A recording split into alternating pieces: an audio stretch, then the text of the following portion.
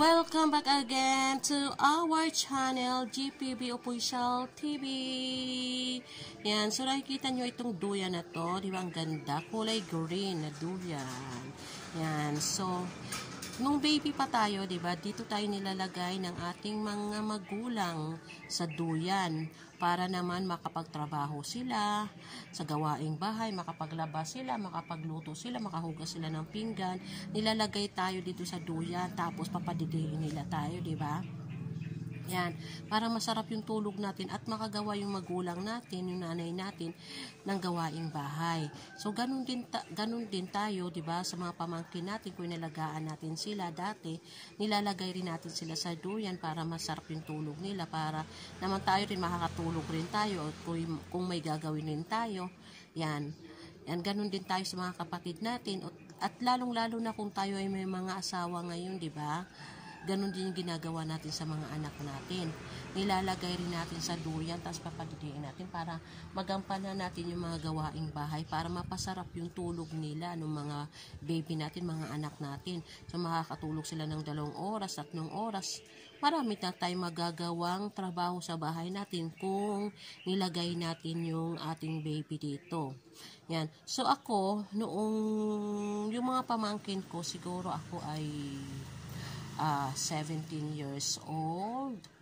Yan, mga ganong edad, 17 years old yan. Nalagahan ko yung pamangkin ko, no? Yung mga pamangkin ko dito nilalagay ko sa duyan. Yung isa kong pamangkin, 3 kasi sila magkakapatid, 2 babae at 1 lalaki. Yan, yung isa, yung bunso yung lalaki. So, inalagaan ko siya, no?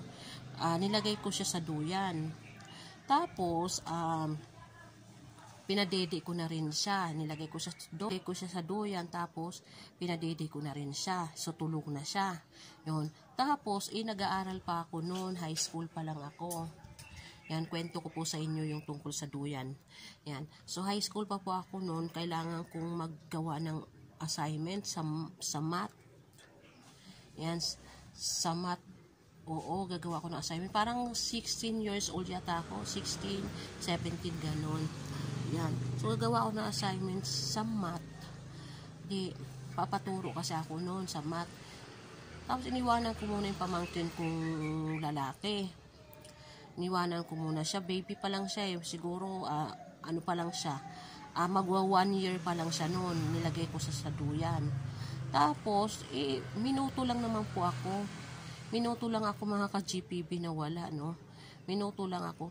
Tapos, nung pagtingin ko, pag-akyat ko sa duyan, nagtaka ako bakit wala yung pamangkin ko sa duyan. Yung pala po, mga ka-GPB, nahulog siya, nasa baba na siya. Nasa baba na siya, pero buti tulog pa din siya. So, sabi ko, ganun, buti hindi siya nasaktan. So, nalaglag siya, tulog pa rin siya. Nagulat ako, dali-dali ko siyang kinuha at linagay ko uli sa duyan. So, yun po yung karanasan ko. Natakot po talaga ako kasi akala ko nasaan na. Akala ko gumapang na pababa or ano na. Yan, nagulat ako at nagtaka ako bakit siya nalaglag. Yan. Ingat-ingat din tayo. Kailangan matignan din natin, mabantayan din natin yung ating mga baby, di ba? Kasi baka mahulog siya sa duyan eh. Yan, so kailangan kung may ginagawa man tayo, silip-silipin din natin eh. Silip-silipin din natin kasi baka pag umiyak na umiyak, tapos malaglag. Yung ganun, hindi lang din tayo nakapokus sa gawain. Naririnig din dapat natin, nakikita rin is itingin-tingin din natin yung ating mga mata sa baby natin, sa anak natin, para makaiwas tayo sa paghulog niya, or kahit na babaan lang natin yung paglagay natin ng duyan para naman hindi siya mapahamak yung baby natin, di ba?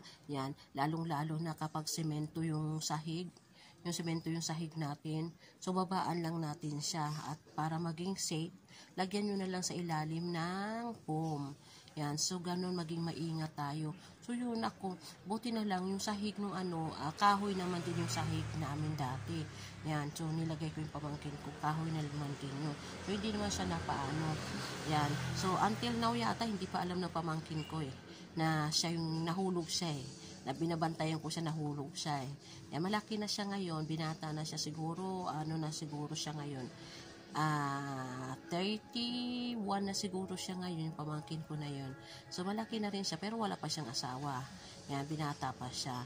Yan, so yun po yung kwento ko tungkol sa duyan. Yan, so kayo po ba, may mga kwento ba kayo about sa duyan? Yan, sige po. Thank you for watching.